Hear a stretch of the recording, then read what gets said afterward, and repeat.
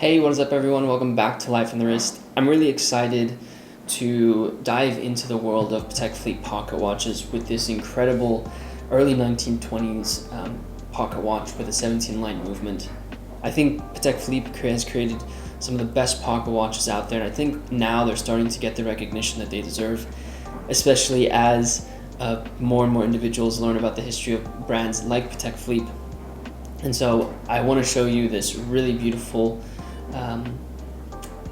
yellow gold example with a lot of the factors that I love in watches, and I'll give you just a look here and you'll probably see exactly what I mean when it comes to the factors that I love about Patek Philippe pocket watches.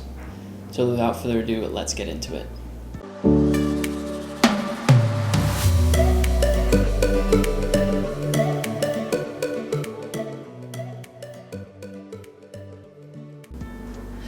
Since its founding in 1839, Patek Philippe has shown its clientele the amazing watches that they can produce. I'm going to quote something from a Phillips listing. This famous Geneva-based firm has been surprising its clientele with superbly crafted timepieces fitted with the watchmaking's most prestigious complications. Traditional and conservative designs are found across Patek Philippe's watches, made throughout their history, the utmost in understated elegance. I think that's a wonderful little description to sort of dive into this really beautiful Patek Philippe pocket watch with you today. As you can see, this watch, this pocket watch, is easily one of the most attractive watches I've seen in a very long time. In fact, I would argue that this piece kind of describes everything that I love about vintage watches. So just to give you a little bit of the description, this is a yellow gold 47 millimeter in diameter pocket watch with a white dial. Oops, I apologize for the focus here. I'll actually put it down and we can go that way instead. With a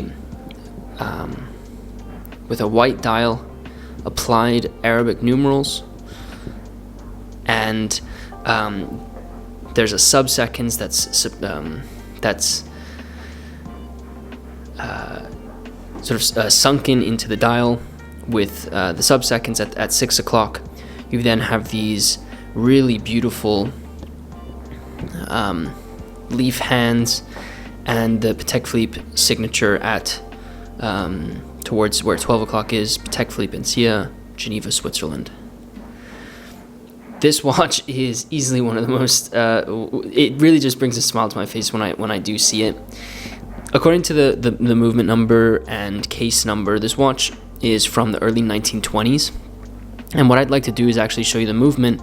That way I don't have to open up the case back again, but I'd like to show you the movement so that you can see it.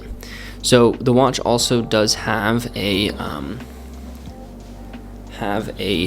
engraving on the back for one of the previous owner's initials. I don't know when this was added, but I'm sure the individual who put these engravings on this pocket watch loved this piece and everything about it. So if you pop the case back, you can see the first hinge case. You then also have the second hinge case, and then this incredibly beautifully finished movement from Patek Philippe. Now I'm going to wind it for you so you can see things moving here. And what's really beautiful about this movement is it's a 17-line Patek Philippe movement made around the 1920s in really beautiful condition that shows the finishing that the company is famous for. Incredible, just a really incredible 17-line movement. Wolf's tooth winding, bimetallic balance with swan neck regulator and eight adjustments. It's really just a fabulous example of Patek Philippe's movements from the early 1920s. These movements were used all the way from, I think I've seen this movement being used since like 1890. I've seen pocket watches with this movement. This one obviously being from the 1920s. This was, I think, this eventually became, or this time period was when they sort of transitioned to a different 17-line movement. And so, in a way, it's kind of a transitional time for the brand. Let me just close this case back really quickly.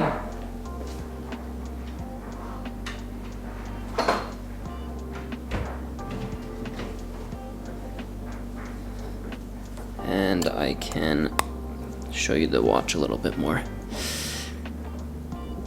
So I mentioned that this is kind of like everything that I love in watches.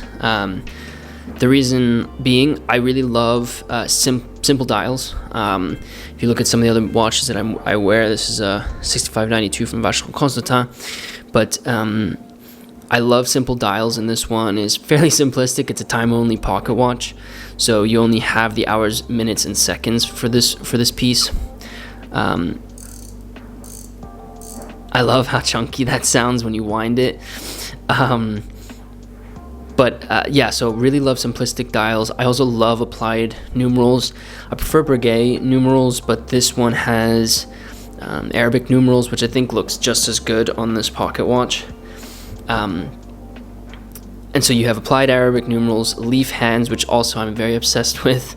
I love the Patek Philippe 5196, the 570s. There's a 565 with Arabic Breguet numerals and leaf hands. There's also a reference 96 with leaf hands that I've seen. And so it's everything that I really love in these in watches, or what I want a watch to be.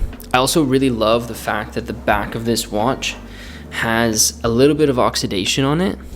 So if you can see this, you can see a little bit of oxidation on the yellow gold on the back of this case, which I really love. I think it gives a watch character and looks really beautiful. I'll also sort of zoom in here because I want to show you something that's quite cool about this watch. If you look at the crown stem, you can actually see,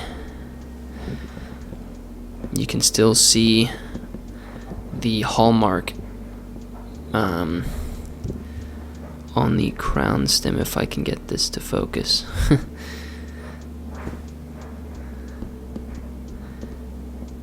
Maybe not. But you can see the you can still see, let's see if maybe I can do it this way. You can still see the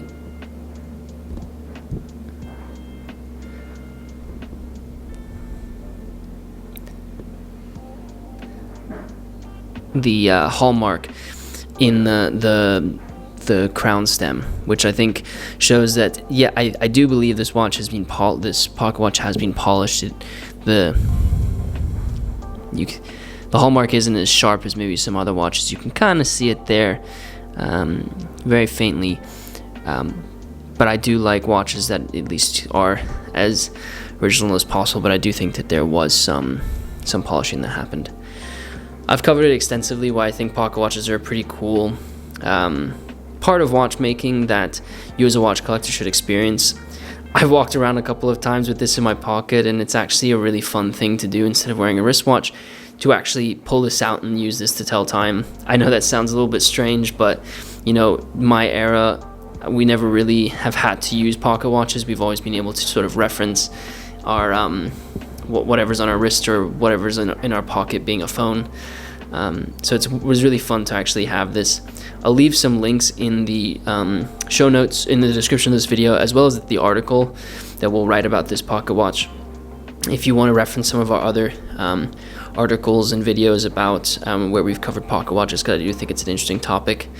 And I think this shows that you can get some absolutely beautiful timepieces from brands like Patek Philippe, and really enjoy everything about them. I think there's so much potential for Patek Philippe pocket watches over the coming years, as more and more people see their incredible offerings and what exactly you can get in something as simple as this. Hope you enjoyed taking a look at this really incredible Patek Philippe pocket watches, and that you'll consider maybe doing some research on your own and seeing if you can find a pocket watch that ticks all the boxes when it comes to finding timepieces that you love. As I mentioned, the simplicity of the dial, the applied Arabic numerals, and the leaf hands are really the factors that I love about this watch. It is romantic to think about the fact that this was sold and owned by someone in the 1920s who probably used this every day to tell time.